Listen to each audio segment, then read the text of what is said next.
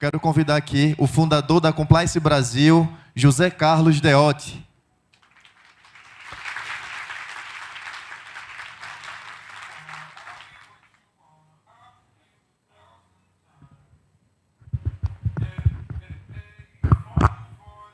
Deotti, seja bem-vindo. Eu só quero, antes de sair, quando a gente estava fazendo o planejamento lá, as meninas disseram, tem um cara que é fera, ele saca tudo de compliance. A gente tem de trazer o Deotti, não foi, Psalata? E aí agora eu vou te deixar aqui com essa responsabilidade para tu tocar com essa galera que está aqui e que está assistindo a gente nas unidades, tá? Legal. Fica aí. Bom, pessoal, bom dia, né, a todos. Agora a responsabilidade aumentou, né? Falou que eu sou o cara. Bom, não sou o cara, mas é fato que eu trabalho com isso já há bastante tempo. Apesar de que acho que pareço um pouco novo, mas eu já mexo com compliance há mais de 10 anos. Primeiro de tudo, queria agradecer a Cláudia, que é a gestora de vocês de compliance, a Érica também, que é a gerente de compliance e riscos, ao presidente Ricardo, aos diretores aqui, Bruno, Felipe, e a todos os superintendentes. Então, muitíssimo obrigado a todos, a vocês que estão aí nas unidades. Sejam muito bem-vindos a uma jornada que vocês estão começando, salvo engano, desde 2019 que vocês já fazem isso. Mas eu queria dizer que eu estou impressionado já com o trabalho que vocês fizeram em pouquíssimo tempo. Então, eu já queria deixar essa mensagem desde o início que vocês estão muito bem, estão de parabéns já desde o início. E é algo que me deixa muito feliz falar sobre compliance numa instituição que começou isso há pouco tempo e já fez tanto por esse assunto, por essa área que tem se desenvolvido bastante no Brasil. Eu vou contar aqui para vocês um pouco da história de compliance, mas, querendo ou não, é uma coisa nova ainda para várias empresas e vocês já estão aqui dando o show. E eu vou falar que eu já trabalhei em uma instituição do Sistema S também, e vocês, em pouquíssimo tempo, estão, acho que já à frente dessa outra instituição. Então, parabéns desde já. Bom, eu quero aqui, ao final dessa palestra, responder essa pergunta aí. O que é compliance? Eu tenho certeza que o fato de ser uma palavra já em inglês, já de certa forma assusta as pessoas. Mas a gente tentou aportuguesar isso para o Brasil aqui, transformando compliance em integridade ou conformidade, porque a palavra compliance em inglês significa em conformidade com algo, né, com normas, com regras, com leis, só que não é só isso, né? Então, compliance ele vem sendo utilizado como compliance porque quando a gente aportuguesa a palavra, ela não significa tudo aquilo que representa o compliance, e acho que é isso que é o meu papel aqui hoje. Eu espero que realmente, ao final, vocês saiam daqui entendendo minimamente o que é isso e como vocês podem contribuir com esse trabalho, com todos os diretores, superintendentes, gestores de vocês, porque realmente fiquei feliz que no vídeo falava isso. Você é parte dessa história. Você que está na ponta, a pessoa, não desmerecendo, mas da pessoa da limpeza até o presidente Ricardo, todos fazem compliance no dia a dia. E é isso que eu quero explicar para vocês hoje, é isso que eu espero que vocês saiam daqui entendendo sobre isso. Ou seja, o que é compliance, qual a importância dele para nós. Bom, e o que é compliance? As pessoas às vezes acham que compliance é uma auditoria. Poxa, mas a gente já não tinha uma auditoria interna ou externa? O TCU já não faz o compliance? A CGU, a Controladoria Geral da União, já não faz meio que esse papel? Então, não. Mas calmem, porque essa é uma dúvida muito frequente, até de profissionais de compliance. Então, quem está geralmente começando em compliance já tem essa dúvida. Ué, mas a gente não está fazendo o trabalho de auditoria? Não. Espero explicar isso aqui para vocês. Bom, compliance, então, é uma polícia corporativa. Eu já tive até esse apelido em uma empresa que eu trabalhava. Vixe, já vem a Polícia Federal lá. E o cara já chegou e todo mundo saiu correndo e o Deotti chegou, vamos embora, vamos embora. E não, também não é uma polícia corporativa. A gente não é Polícia Federal, nem Polícia Civil, nem Ministério Público, a gente vai chegar fazendo busca e apreensão na empresa. Não é esse o papel. Na verdade, o compliance tem um papel mais preventivo do que esse papel de polícia que as pessoas tanto brincam. Não sei se vocês aqui, alguém já teve essa experiência, né, de falar, ixi, o pessoal do compliance, o pessoal chama também na empresa de espalha café. Chegou o cara do compliance, está todo mundo cafezinho, ixi, o pessoal do compliance, vamos embora. Todo mundo levanta da cadeira e vai embora. Bom, seria então o compliance um agente do Detran? Eu peguei essa foto aqui até do Detran do Pernambuco. Seria a gente um fiscal ali do Detran? Poxa, deixa eu verificar aí sua documentação, está tudo certinho aí, está com a CNH em dia, já pagou IPVA. Isso, óbvio, né, traduzindo para o jargão de vocês aqui. Então, e aí, já fez aquele controle? Cadê? Você cumpriu a política? Cadê aquele manual aqui? Você já fez isso? Seria, então, um agente do Detran? Não, também não. Um fiscal da Receita Federal. Então, chega lá, salvo engano, acho que o Felipe aqui é o diretor financeiro. Então, vão baixar na diretoria do Felipe e destrinchar todas as normas. Cadê? Você fez a documentação? Cadê a demonstração financeira? Cadê a DRE? Você fez todo... Cadê a papelada lá que o TCU está questionando? A gente já preencheu tudo, está tudo certinho. Então, compliance é isso? É um agente? É algum fiscal de Receita Federal? Também não, gente. E aí eu achei super interessante que no site de vocês já disse, programa de compliance é um conjunto de medidas. Já até destaquei isso, exatamente, não é uma coisa pontual. Parece que as pessoas querem transformar compliance. Compliance é só isso daqui. E por quê? Justamente porque é um conceito tão amplo que às vezes é mais fácil resumir em algo pontual.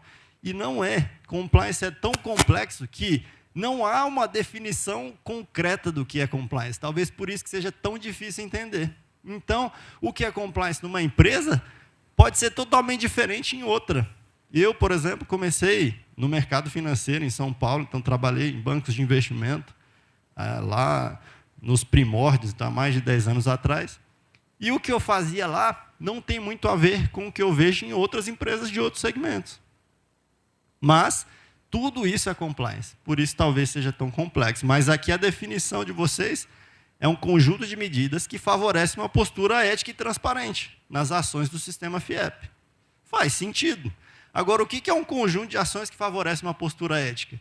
Você veja que é tão abstrato, é subjetivo, mas é assim mesmo. Não tem como, principalmente as pessoas, engenheiros, administradores, que são pessoas mais exatas, às vezes tem uma dificuldade de compreensão justamente porque não tem algo ali concreto, preto no branco, binário, 0 ou 1, 1 ou 0. Não é assim. É algo bem mais conceitual, subjetivo e tem muito a ver com características que são subjetivas, como a ética. O que é ética? Alguém aqui se arrisca a dizer o que é ética? O que é ética para vocês? Bruno e Felipe falaram muito aqui que a gente tem que realmente ter uma postura ética, né, aqui no sistema. Mas para vocês, o que é ética? Ética é um negócio tão subjetivo que você pode pegar aí centenas de livros de filósofos, desde a Grécia Antiga até hoje, falando sobre um único tema, ética.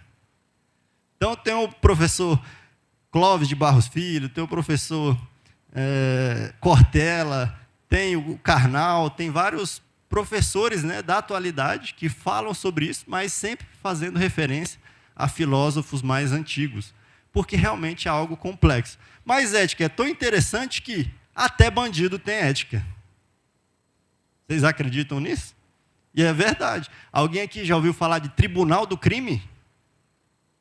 Por quê? Mesmo o bandido, dentro da regra deles, se ele fugir da regra, ele às vezes é executado. E lá não tem conversa, né?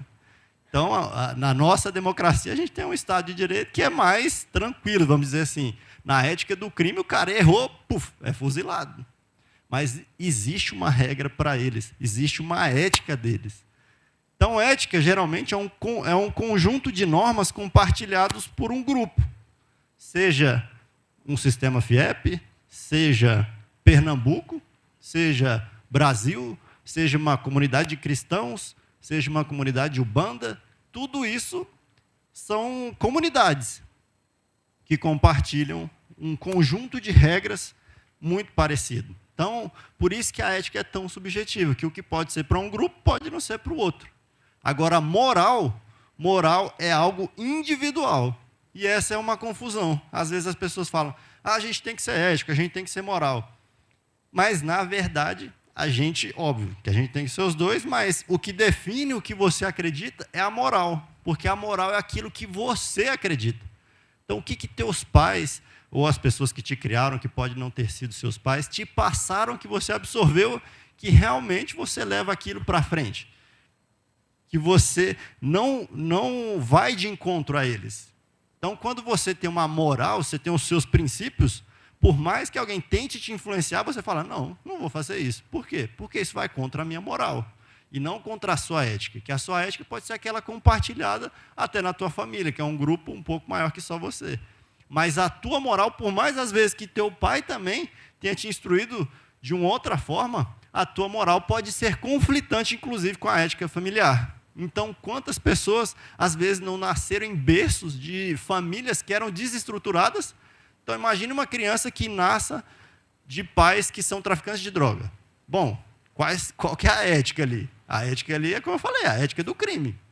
Só que, ainda assim, pode ser que a criança veja que isso é errado, obviamente, olhando os princípios que ela viu fora de casa e falar, opa, eu acho que essa casa aqui está meio esquisita.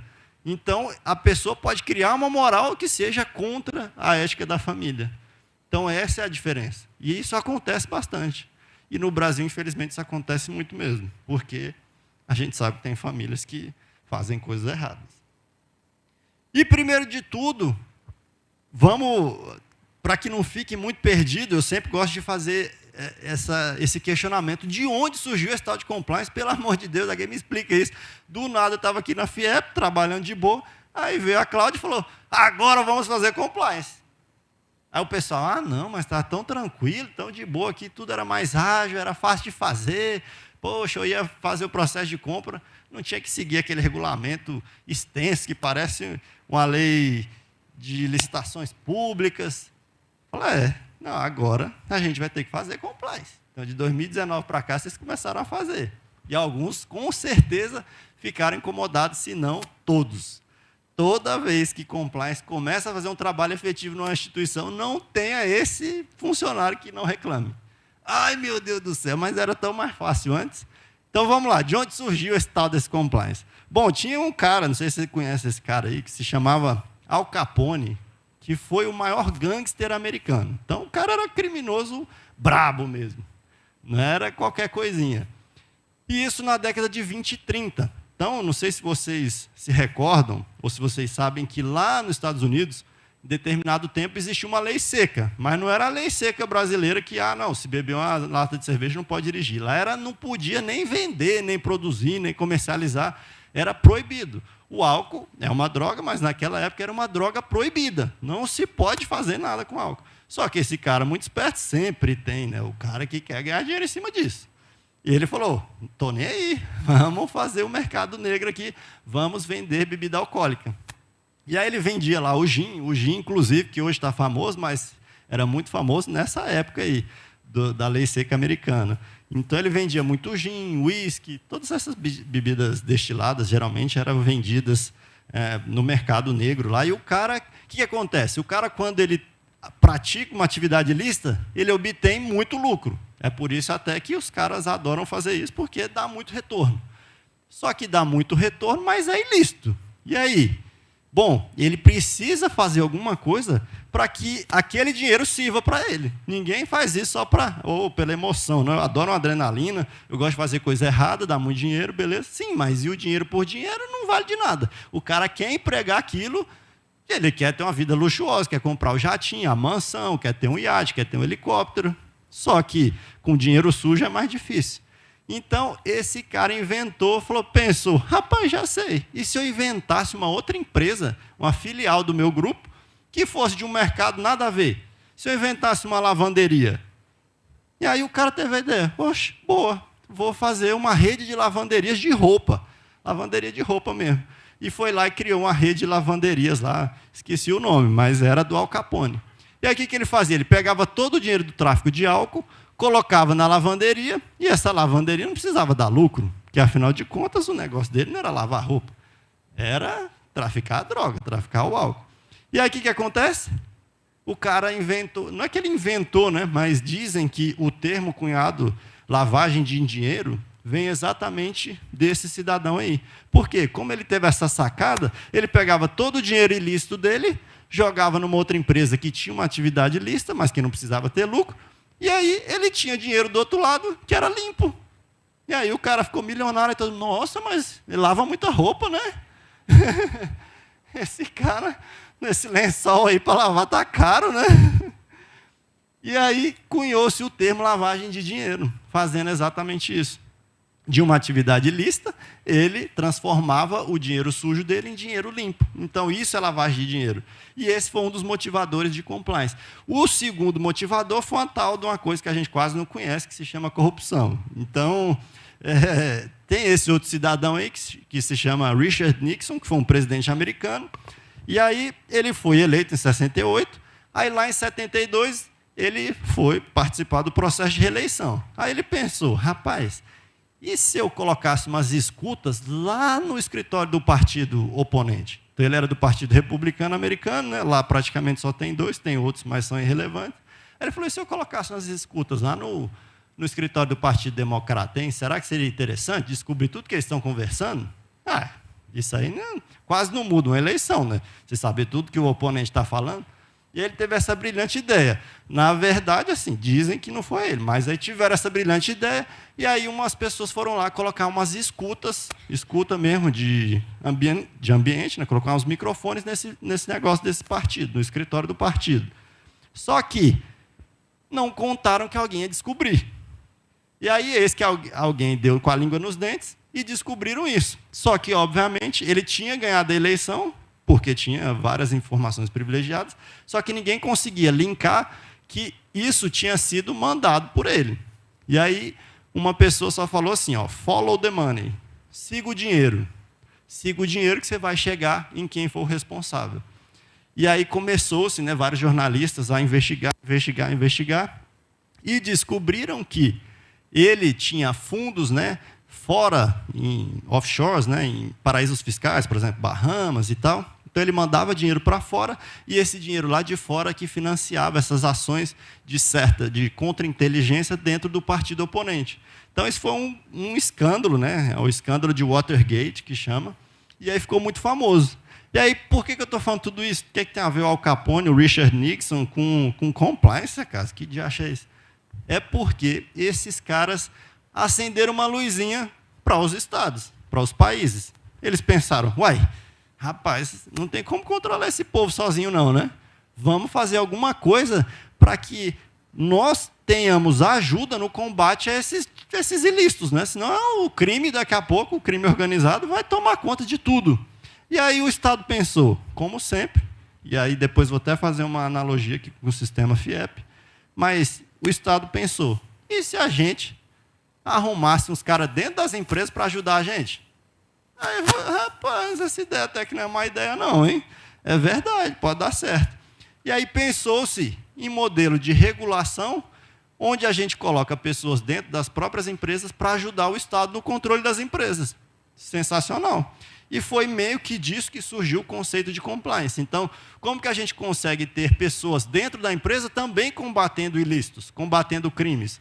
Começou assim, tá, gente? Mas, como eu disse, hoje já não trata-se só de ilícitos, né? de lavagem de dinheiro, de corrupção. Quando fala isso, todo mundo já fica até assustado. Aí é por isso que as pessoas acham que compliance é uma polícia. Por quê? O cara chega aqui falando de lavagem de dinheiro, corrupção, não sei o que, quase manda a gente pôr a mão para cima, aí todo mundo fica com medo. Mas foi evoluindo, tudo é um processo evolutivo. Partiu disso e chegou onde chegou hoje, que eu vou mostrar para vocês. E aí, mais rapidamente aqui, de onde surgiu o SES e o SENAI? O sistema FIEP, ou o sistema S como um todo, que é o sistema maior ainda, né? Então, vocês já devem ter ouvido falar desse sistema S. Então, o sistema S ele foi pensado por esse carinha aí, que é um tal de Getúlio Vargas. Também foi presidente do Brasil, lá atrás. E aí ele pensou, como é que a gente consegue fazer com que o próprio sistema se retroalimente e faça com que a gente tenha desenvolvimento, como muito bem falou aqui o Felipe, que é exatamente isso. Como é que eu faço com que, sei lá, a própria indústria consiga financiar a indústria para que ela continue crescendo e vire uma bola de neve? Então, pensou-se lá, ó, o Senai em 1942. Alguém aqui sabia que era tão antigo assim, o Senai? Todos sabiam? Eu até falo isso porque, como eu trabalhei no Sistema S, tinha muita gente que não sabia de onde surgiu. E o Sistema S, a analogia que eu falei com relação ao compliance, é exatamente essa. O Estado pensou, cara, se eu não consigo formar mão de obra suficiente para que a gente tenha um crescimento econômico, por que eu não crio uma instituição que faça isso por nós? Por que eu não crio uma instituição que eu tiro um pedacinho ali das empresas, aí eles reinvestem nisso, na mão de obra, e aí volta para o mercado e o mercado se retroalimenta e fica crescendo.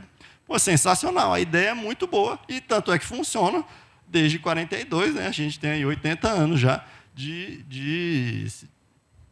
não só de Senai, mas de Sistema S como um todo, porque foram surgindo, eu não trouxe aqui todas as leis, mas a gente tem aqui o Senai da indústria, mas a gente tem o Senat do transporte, a gente tem o Senar da agricultura, a gente tem o próprio Sebrae, a gente tem o Senac, que é do comércio. Então, a gente tem o Sistema S, que é como se fosse o sistema FIEP aqui de indústria, mas para os outros segmentos, comércio, transporte, agricultura e por aí vai. E o SESI surgiu em 46, aí já com Eurico Gaspar Dutra, que foi o presidente que sucedeu lá Getúlio Vargas, em 46. Então, pensando, bom, beleza, agora a gente treina essa galera, mas esse pessoal precisa ter uma qualidade de vida, né? Porque como é que eu vou fazer para essas pessoas terem, por exemplo, um lazer?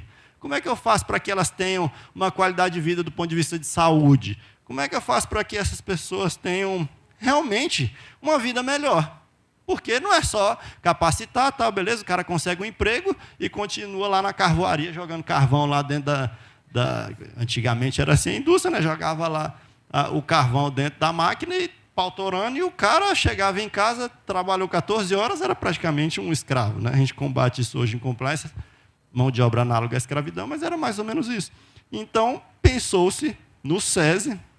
E aí, claro que a indústria foi precursora, afinal de contas, o setor da indústria é o setor que geralmente mais movimenta a economia. Então, começou com o SESI e Senai, e aí foi depois para esses outros setores, como eu falei. Então, esse é o tal do Sistema S. E vocês sabiam que vocês são empresas privadas? Quem é que achava que o SESI e Senai era público? Levanta a mão. Ó, tem mão levantada lá. Pode levantar sem vergonha, não tem problema. Todo mundo tem essa dúvida.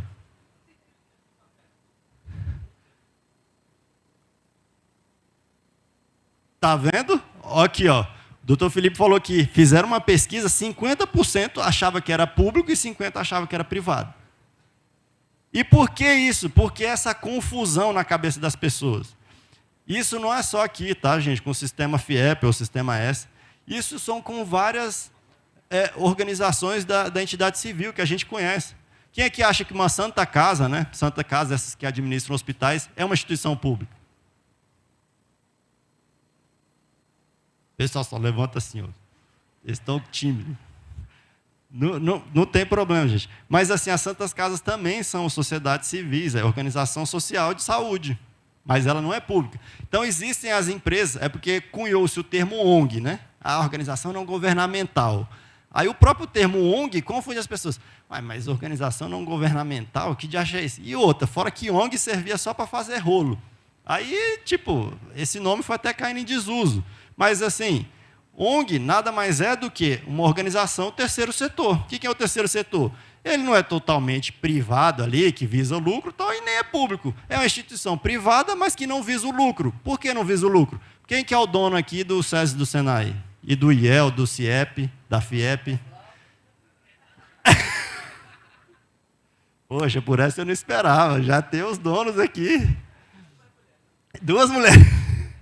Eu falo que elas vão dominar o mundo mesmo. Já dominaram há muito tempo. Então, gente, essas instituições, elas não têm dono. Elas só têm associados. Então, o sistema FIEP, ou o sistema S, as OSS, né, que são as sociedades de organizações de saúde, elas não têm donos. Por isso que elas são privadas, sem fins lucrativos. Por quê? Isso não quer dizer, gente, que vocês não possam dar lucro. E eu achei legal do Felipe falar isso. A gente precisa mapear o mercado para que a gente tenha um preço competitivo. Por quê? Vocês podem dar lucro. A diferença é que o lucro de vocês não vai para o bolso de ninguém. Ele vai ser reinvestido e retroalimentar o sistema. Então, isso é o que eu chamo de ciclo virtuoso do investimento. A melhor coisa que tem, e que eu falo de uma organização nesse sentido, é porque, pô, a melhor coisa do mundo, todo o lucro que eu tenho é reinvestido. E esse é o dilema do empreendedor. Imagina que você abre uma vendinha na esquina, e aí você fala, putz, cara, ó, lucrei 5 mil esse mês. Putz, mas e agora, hein? Eu tenho as contas para pagar, e aí, putz, as contas agora, a escola do menino está caro, e aí eu tiro o lucro todo ou não tiro? Aí o cara fica naquela. Aí qual que é o dilema dele? Se ele tira tudo, ele não cresce. Às vezes até quebra, porque se ele tira tudo sempre, uma hora vai quebrar, porque as contas vão... A inflação está chegando, então uma hora as contas não vão se pagar. Então ele tem esse dilema, se ele tira tudo, ele não cresce ou quebra. E se ele deixa um pedaço, ele passa fome. Aí fica naquela. Agora vocês, tudo que vocês lucrarem, volta para vocês mesmo. Olha que maravilha.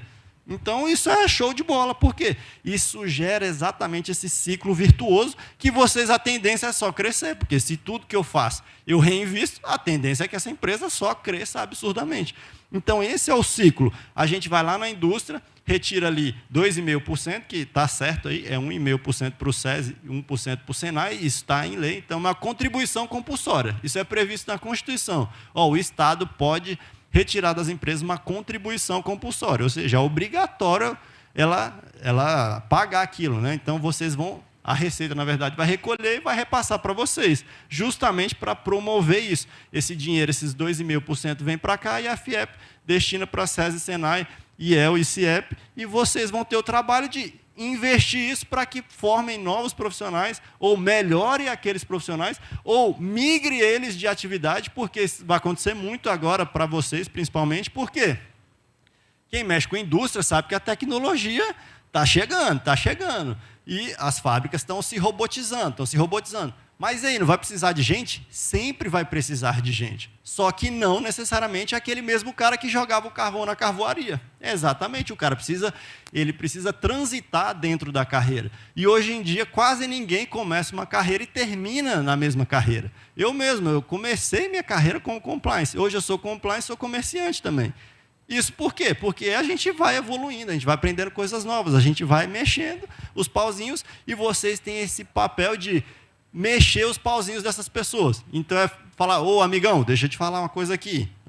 Essa tua função não serve mais não, velho. Daqui 5 meses você está desempregado. Por quê? Porque as indústrias vão extinguir a tua função. Ah, mas eu não sei fazer mais nada. Vem aqui, bora aqui. Você conhece um tal de Senai? Então, deixa eu te falar. Rapaz, tem um curso aqui bacana de uma mão de obra que está precisando demais. Então, vamos estudar? Putz, mas eu estou velho. Que velho, rapaz? Velho é o mundo. Vamos lá, filho. Senta aqui na cadeira, deixa eu te ensinar, senão você vai passar fome. Então, esse é o papel. É quase de catequizar as pessoas mesmo.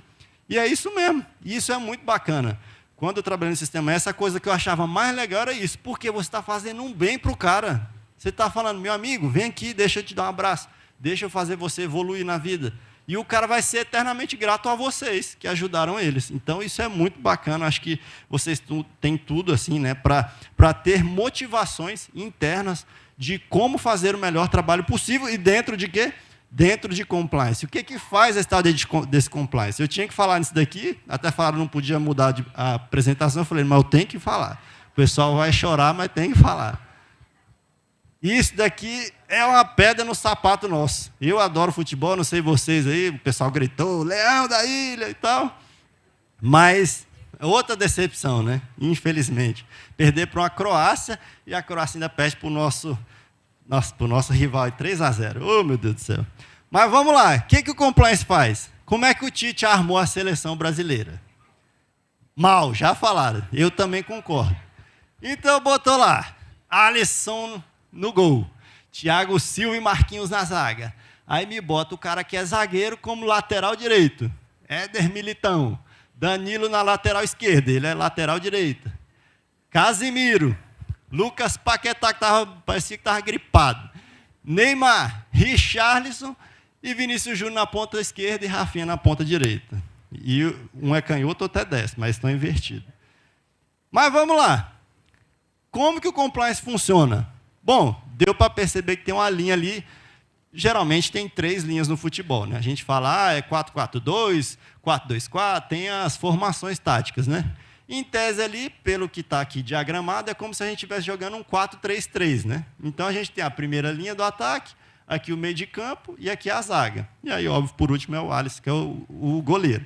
Compliance, existe uma teoria que chama 3 linhas de defesa. Por que 3 linhas de defesa? Alguém aqui já ouviu falar que hoje até o atacante defende? Quem viu aqui o Richarlison lá na zaga tirando bola dos croatas? Ele fez isso no jogo.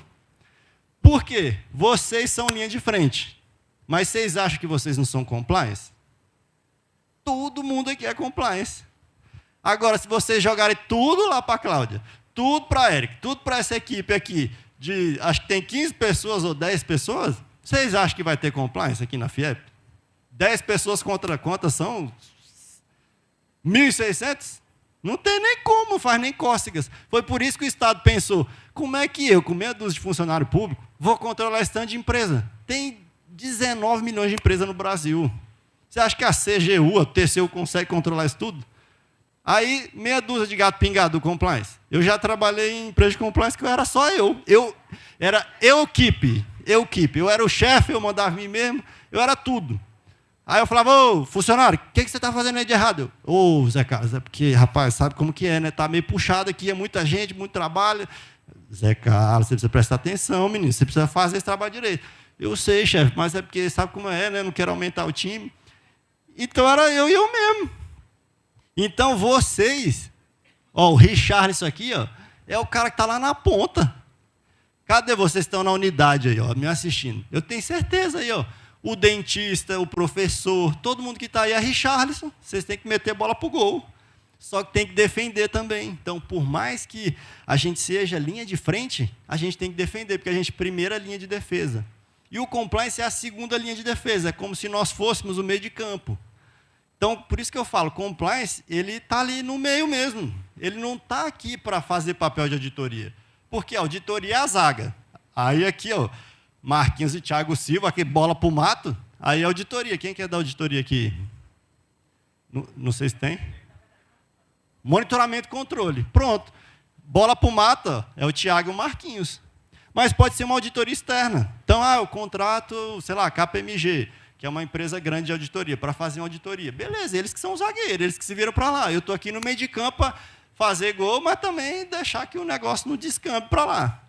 Então, essa é a analogia que vocês têm que ter na cabeça. Por que futebol? Eu sempre trago futebol porque isso fica na cabeça. Não tem como. Vocês vão entender que vocês, mesmo sendo atacantes, vocês precisam ajudar a defender. Então, isso é a estratégia de futebol moderno. Vocês precisam defender, seja quem quer que seja aí. Vocês precisam ajudar o compliance nos controles da empresa. E compliance, ele faz de tudo um pouco. Mas, o que acontece? Por mais que compliance faça de tudo um pouco, como eu disse, há empresas e empresas. Tem empresa que faz coisa demais, tem empresa que faz coisa de menos, tem empresa que começa com uma atividade e vai crescendo. Isso não tem problema. O que importa é, eu sempre digo, comece pequeno. Eu não estou dizendo que tem que começar com um time de 500 pessoas. Eu também sou empresário, eu sei como são as coisas. Quando você vai contratar um funcionário, você já pensa, meu Deus do céu, eu preciso vender não sei quantas mais para pagar esse funcionário. E na cabeça do empresário, vocês têm que entender isso também. O cara da indústria, ele também precisa de compliance. Só que você tem que pensar, como é que eu ajudo também esse cara a criar uma estrutura de compliance?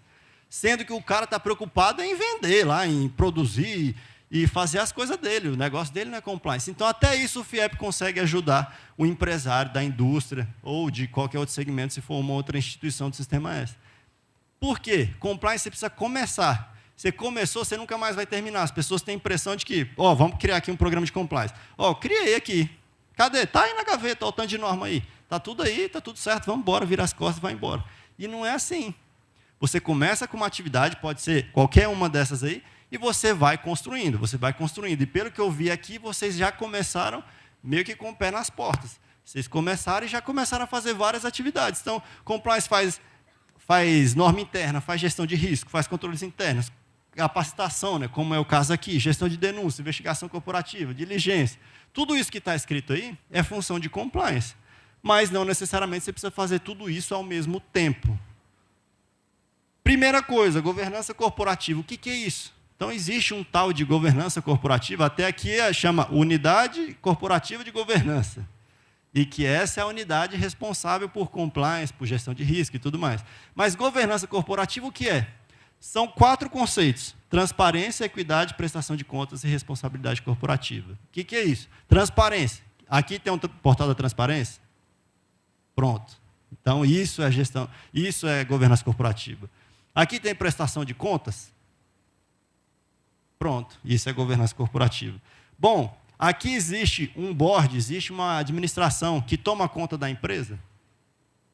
Isso é responsabilidade corporativa. Então, isso é o dever deles.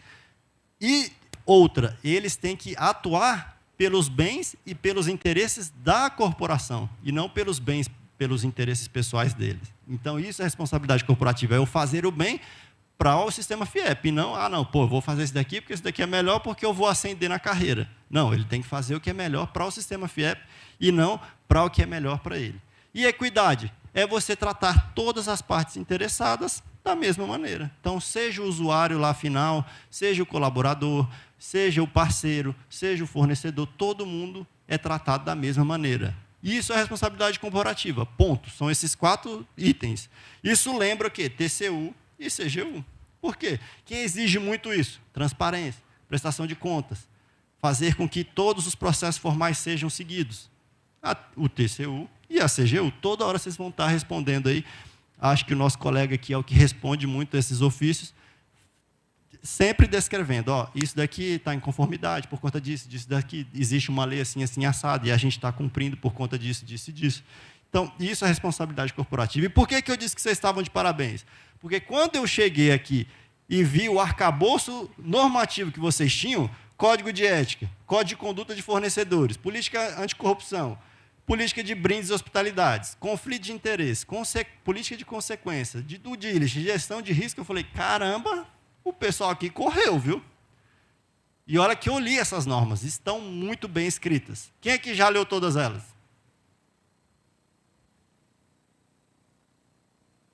O pessoal de compliance tem que ter lido, né? Mas tiveram outras pessoas que já leram. Foi pouco, mas tem pessoas que já leram. Então, é super importante que vocês leiam, gente. Por quê? Porque isso diz muito sobre a cultura de compliance que vocês querem ter. Não tem como a gente botar isso na prática se a gente não ler as normas. Então, isso só demonstrou para mim uma coisa. O sistema FIEP é uma organização que tem regras. Regra já tem, que é o primeiro passo. Agora, eu preciso fazê-las funcionar. E eu vou fazer isso funcionar. Como? Fazendo uma gestão de risco bem feita, como ele bem mencionou. O Felipe falou, a gente precisa fazer uma gestão de risco. O que é gestão de risco? Bom, qual é o risco de alguma coisa acontecer? Qual que é o risco, por exemplo, de alguém doido lá numa canetada falar assim, a gente não vai ter mais sistema S. Agora o sistema S se vira para lá. Já tentaram fazer isso. Vamos cortar as contribuições e agora vai continuar lá, mas eles que se virem para produzir, eles vão fazer lá o faturamento deles. Existe esse risco? Existe. Hoje em dia, com a canetada, estão mudando tudo, então, assim, existe o risco. E se isso acontecer, qual que é o dano causado? Qual que é o prejuízo que eu posso ter? Não só financeiro, mas de imagem, como bem falou o Bruno, porque a gente sempre leva em consideração o risco só financeiro, mas tem risco de imagem.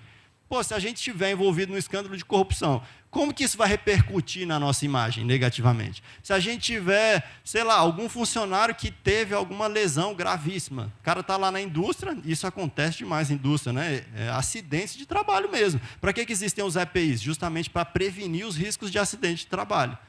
Agora, alguém fiscalizou se estava usando, não estava usando? Agora, se fez de tudo, a empresa foi diligente, usou os EPIs, ela cobrou os EPIs e o cara se acidentou? Bom, aí acontece, mas eu mitiguei o risco, tentei mitigar, eu fiz o que eu deveria fazer. Então, isso é gestão de riscos. Agora, vamos lá, vocês têm controles internos? Quantos alunos foram treinados aqui no Senai em 2022? Quantos atendimentos foram realizados em 2022? Bom, tem lá no site da transparência de vocês, está lá descrito. Eu mesmo peguei esse daqui de lá. Então, está lá, 1985 programas de educação para o trabalho. Foi uma evolução de 1.600%. Foi muito mais do que o previsto. Então, lá já está, o previsto e o realizado. O que é isso? Isso é controles internos, gente. Agora, controles internos, quem faz? É a Érica, que é a gestora de compliance. Quem fez esse relatório aqui? Tem alguém aqui que fez? Ou participou da elaboração? As unidades. Olha aí. Então, controles internos não é um trabalho só de compliance. É um trabalho das equipes. Isso é controle. Todo mundo aqui faz controle.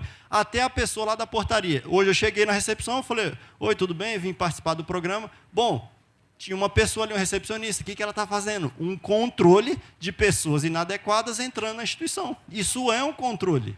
Então, todo mundo faz controle. A pessoa da limpeza, ela faz controle de quê? Uai, vamos parar de recolher lixo, vamos parar de fazer as coisas aqui no sistema FIEP, vamos ver como é que vai ficar a sanidade mental e sanitária aqui das coisas.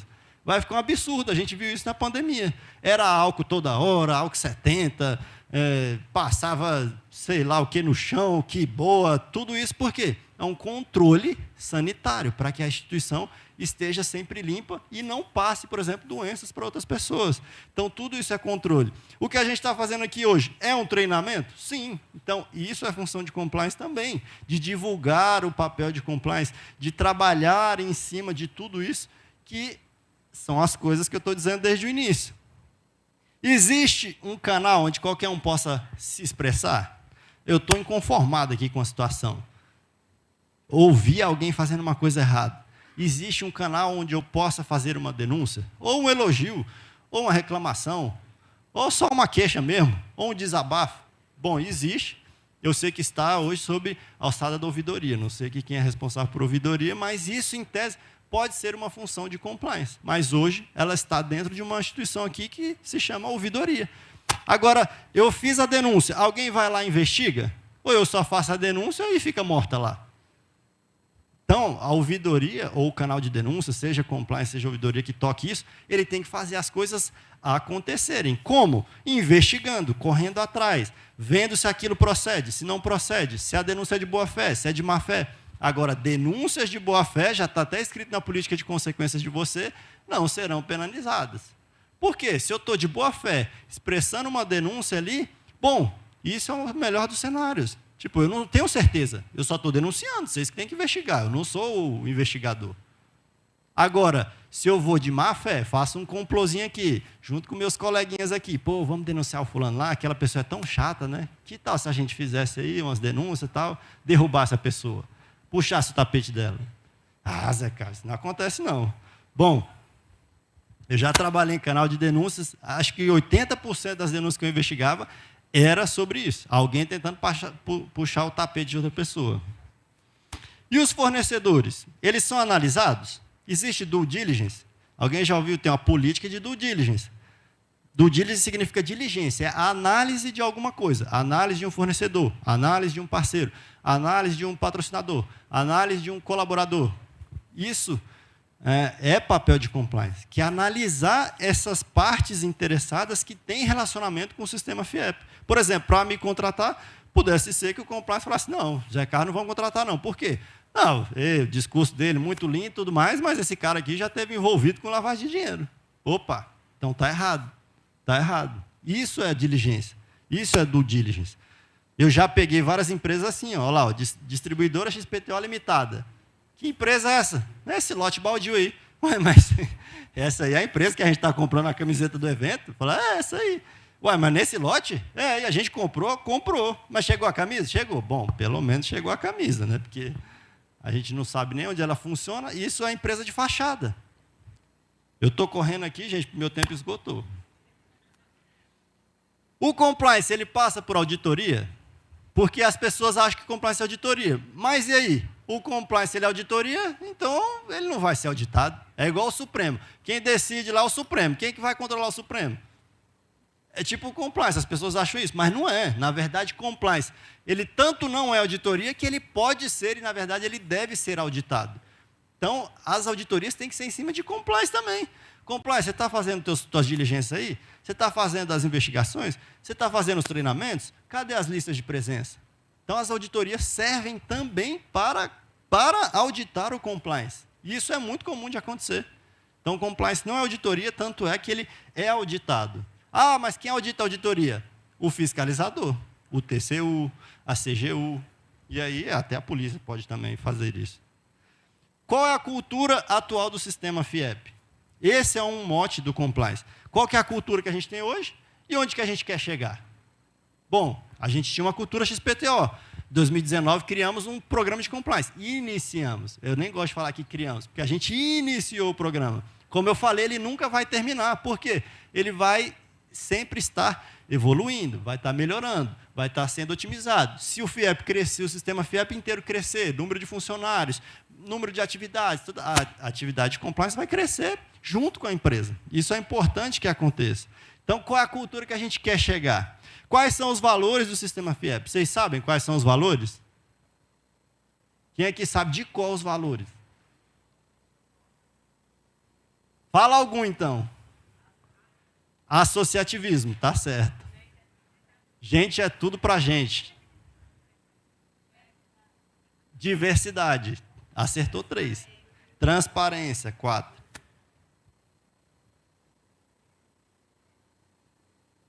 Ética, ética tem ética. E mais, gente? Inovação. Integridade. Vocês acertaram quase todos. Esses são os valores. Eu mudei a ordem só para encaixar, mas transparência nas decisões e resultados. Tá certo? A gente precisa ser transparente. O TCU não exige isso, a CGU não exige isso. Então, eu preciso ser transparente. Isso é um valor nosso, está no nosso código de ética. A gente precisa seguir. Ética e responsabilidade socioambiental. Sim, como falaram, a gente precisa agir de forma ética. O que é responsabilidade socioambiental, Zé Carlos? Responsabilidade socioambiental é quando você age conforme a sua instituição seja sustentável ao longo do tempo. Para que ela seja sustentável, ela precisa ser sustentável não só financeiramente, mas também socialmente e ecologicamente. Então, eu tenho que ter programas que estimulem o desenvolvimento social das pessoas, dos colaboradores, dos usuários, de todo mundo. Sim, a gente já faz isso. Aqui é uma instituição social. E a gente não pode também, poxa, ter uma pegada de carbono, uma pegada de água, uma pegada ambiental absurda, não levando isso em consideração. Então, a gente faz isso daqui? Faz também, vocês já estão fazendo, como bem falou o Felipe. Desenvolvimento dos mantenedores. Quem mantém isso daqui? A indústria, os sindicatos, são os 33 sindicatos. O Felipe falou que 14 mil empresas da indústria. Esses caras que a gente tem que levar nas costas, e já está escrito. Então, esse é um valor nosso. Desenvolver esses mantenedores. Como eu falei, é manter aquela roda, aquele ciclo virtuoso funcionando. O nosso foco é inovação e excelência. E tem que ser, principalmente na indústria, porque a inovação, se você dormir, ela te engole. E por que excelência? Que a gente tem que ter excelência no serviço prestado. Então, tudo isso é compliance. Veja que eu estou falando de compliance, aí agora vocês estão assim, mas esse cara não falou nada sobre compliance. Mas tudo isso aqui é compliance. Quando você está fazendo um trabalho bem feito, você está em compliance com os seus valores. Pela indústria e para a indústria. Esse eu achei o melhor de todos, porque pela indústria, ou seja, o dinheiro veio deles e a gente vai fazer para eles. Porque foi assim que foi concebido lá pelo Getúlio Vargas, que era para que eles passassem o dinheiro para cá e a gente devolvesse mão de obra, pessoas qualificadas, pessoas que têm um mínimo ali de qualidade de vida. Então é esse o nosso mote aqui. Gente é tudo para a gente. Exatamente. Falou também o Bruno. A gente é uma empresa de serviço. Quando a gente é uma empresa de serviço, a gente depende de gente. Então, gente é tudo para a gente. Se a gente não tiver vocês, o sistema FIEP não tem nada. Porque a gente não entrega um produto físico igual à indústria. Um sabonete, uma câmera fotográfica dessa. A gente não entrega esse produto. O nosso produto é o serviço prestado. Respeito à diversidade. Isso daqui, acho que hoje não tem quem não fale nisso, mas realmente a gente precisa respeitar as pessoas, né? Se gente é tudo para a gente tem que respeitar. Não, gente é tudo para a gente, mas eu só gosto de pessoa, homem, branco, alto, olho verde. Não, é tudo. Qualquer religião, credo, partido político, orientação sexual, a gente respeita tudo. Por quê? A gente respeita as pessoas. E associativismo, óbvio, porque a gente tem que comungar aqui todos os sindicatos, todas as entidades de classe, porque isso é uma instituição que é formada por isso, né? Então, se você está com alguma dúvida, se questione. Ou, cara, não sei como agir, pergunta para a Cláudia, liga para a Érica, liga para o time de compliance, liga para o Bruno, liga para o Felipe, liga para o Dr. Ricardo. só não haja sem ter a certeza de que aquilo é o certo, porque isso é o mais comum de acontecer. As pessoas não têm certeza se aquilo é certo ou errado, mas na dúvida eu faço e depois pergunto. Então pergunte e depois faça. Então faça isso. E compliance, no fundo, gente, é fazer certo porque é certo. Não porque a política da Cláudia falou, não porque o código de ética falou, mas porque, como eu disse lá no início, a sua moral te diz que aquilo é a forma como você tem que agir. Por mais que o teu superior esteja te falando, faça isso daqui dessa forma, e você, putz, isso daí está errado, hein? Então não faça. Por quê? Porque a tua moral não deixa, porque compliance é fazer certo o que é certo. Qual que é o slogan aqui de vocês? Fazer o certo é a melhor escolha. E realmente vocês vão ter que escolher o que vocês querem fazer. Se você escolher fazer o certo, tenho certeza que você será longevo aqui. Se você escolher fazer o errado, aí eu já tenho minhas dúvidas, porque pelo que eu vi, o compliance aqui está funcionando. E, para finalizar, eu queria finalizar com um filósofo que eu adoro muito, que é o Immanuel Kant, que é um cara meio difícil de entender, mas essa frase é, assim, cravada, muito boa.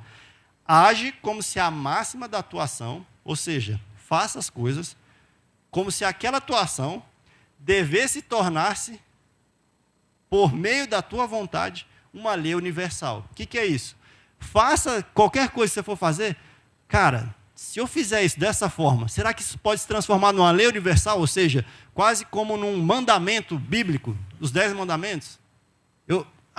Cara, vou fazer isso daqui dessa forma tal. Putz, realmente, não tem nada de errado com isso.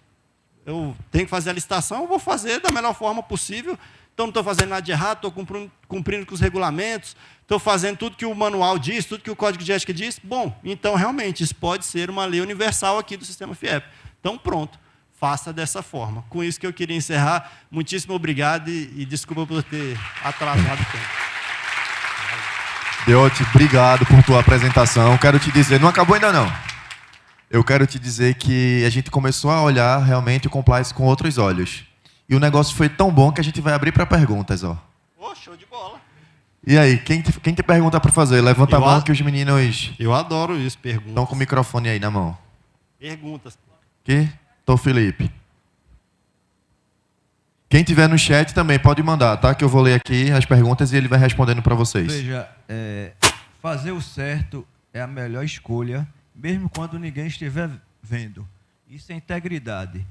E o nosso grande desafio é que a gente passa por um momento no Brasil, na própria América, onde os 3 poderes, quer seja legislativo, executivo e judiciário, não agem com ética, com moral, com os valores. É um grande desafio nosso aqui, com os nossos 1.600 colaboradores, né, entre executivos, gestores, é exatamente, a gente vive numa sociedade, né, que esses valores, né, eles não estão como uma prioridade. Mas não é nem prioridade, eu acho que esse valor, a moral, né, você vem de infância, né, quando eu digo que a escola ensina, mas quem educa são os pais, são as mães. Então, isso aí é diferente. Então, eu queria que você deixasse uma palavra para a gente, né, desse momento tão difícil que passa o mundo, né, dos valores, na ética, da moral, dos 3 poderes da própria sociedade. Às vezes, a sociedade também, ela cobra ética, moral, mas às vezes, um exemplo, às vezes está uma pessoa, vai atravessar, aí você acelera para que ela não atravesse, né? Então, você vai e compra um produto sem nota, né? Aí diz que é moral, é ético. Então, são essas coisas que a gente precisa consolidar como uma sociedade organizada, mas que realmente seu insumo principal seja preservar a moral e a ética, que realmente é muito complicado isso. Pô, perfeito, Felipe. Qual que é a minha visão sobre isso? Tá? E até é um dos motivos, eu sempre falo isso, né? Eu tenho uma rede social aí, um Instagram, né, que eu posto conteúdo sobre compliance, canal do YouTube também e tal. E eu sempre digo isso. O cara que escolhe trabalhar com compliance, ele já escolheu uma vida difícil. Só que a vida não foi feita para ser fácil. Então, infelizmente, a gente tem que escolher as batalhas que a gente quer entrar. E essa foi uma batalha que eu entrei. Lá no início eu não entendia nada sobre compliance também. Eu caí meio que de paraquedas lá, eu era recém-formado. E aí eu vi aquilo, eu vi o movimento que foi crescendo, empresas que estavam precisando de compliance. E o que eu vi? A gente vive numa sociedade, infelizmente, que os valores, não é só agora, né? Os valores sempre foram um pouco deixados de lado, né? Então, tanto é que eu fiquei brincando aqui na parte de corrupção, mas a gente, infelizmente, é um país muito corrupto, né? Então, a gente se acostuma com isso. E quando a gente tem o nosso entorno sempre fazendo coisas que são de encontro aos nossos valores, a gente começa a se questionar, poxa, mas será que eu mesmo que sou o trouxa?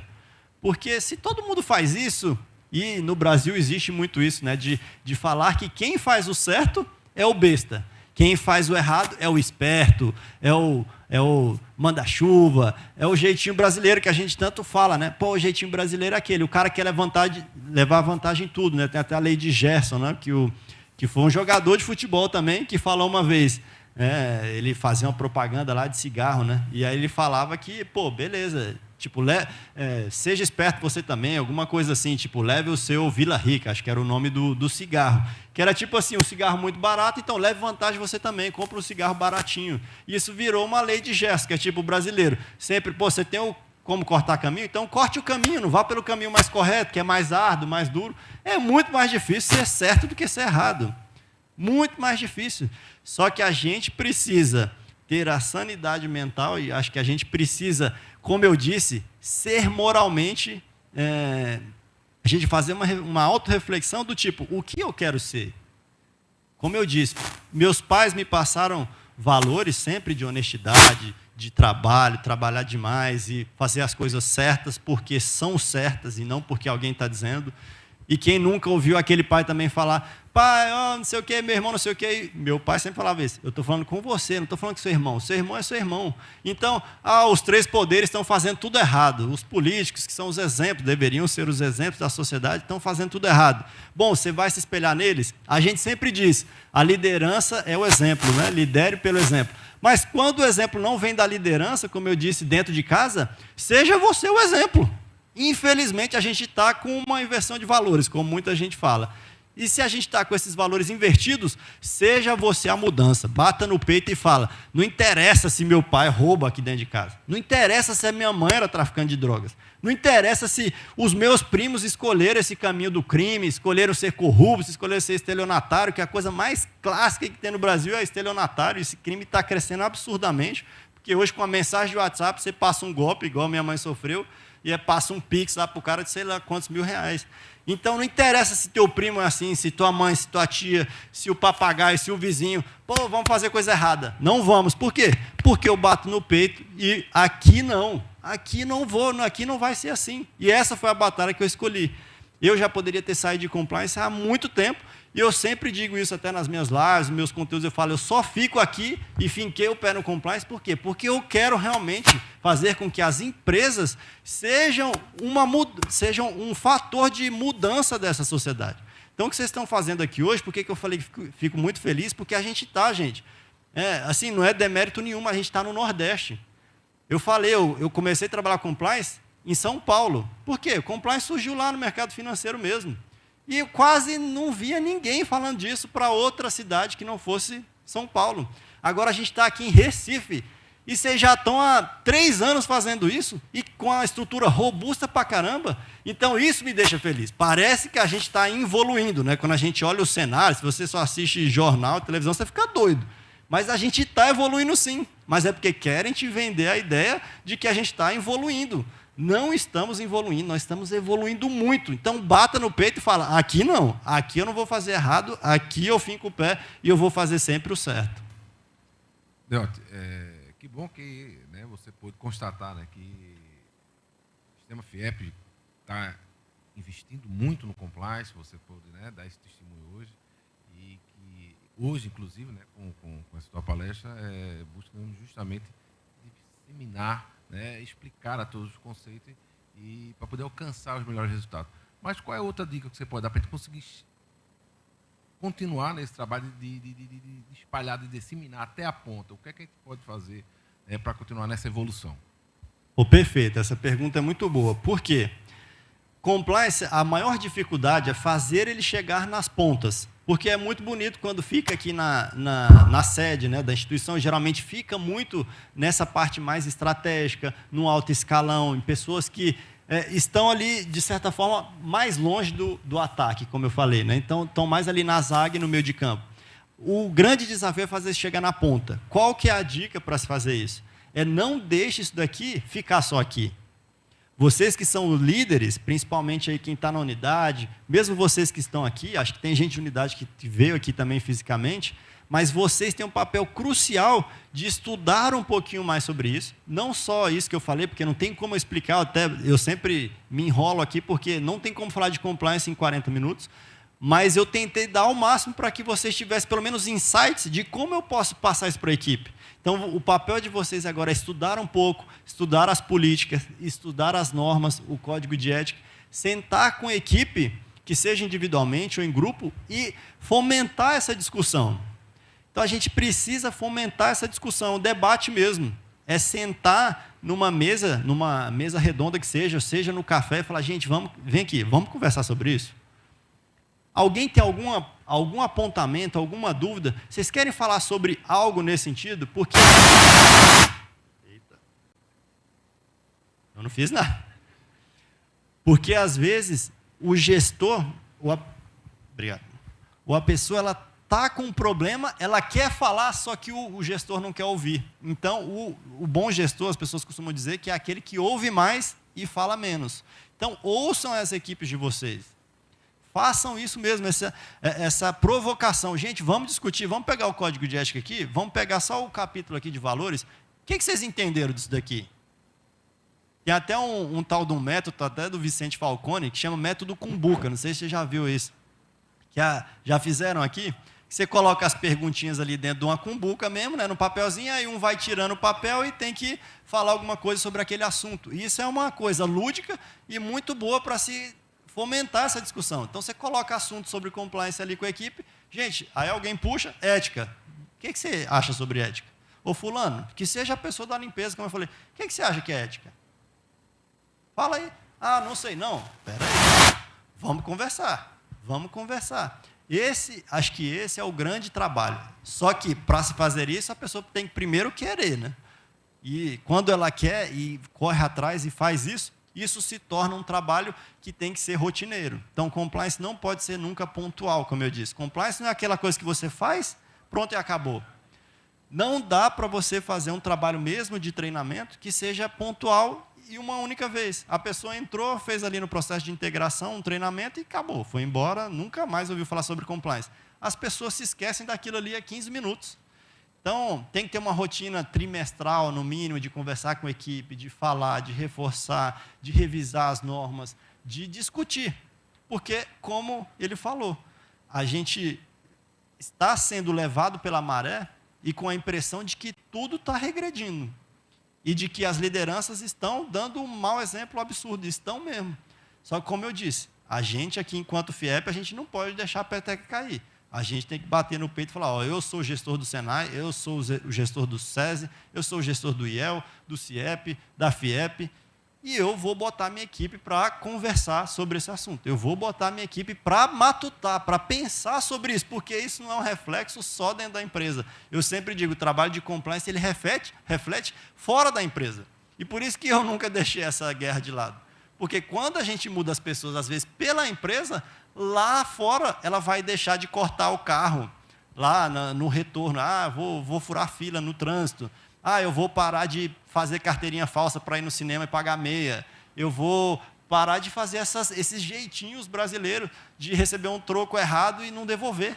Domingo agora eu fui no restaurante, o cara esqueceu lá de anotar um monte de coisa. Eu falei, meu amigo, tem que corrigir aqui.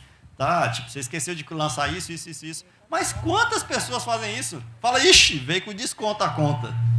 Então, isso são, às vezes, ações bestas, né, que a gente acha que mas isso aqui não dá nada.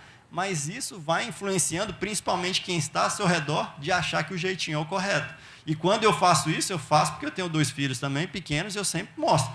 Esse é o correto. Porque se eu não mostro isso para os meus filhos, eles vão crescer achando o quê? Né? Que o mundo é uma bagunça e que, entendeu? Que os valores estão deturpados. Acho que esse é o caminho, não sei se eu respondi.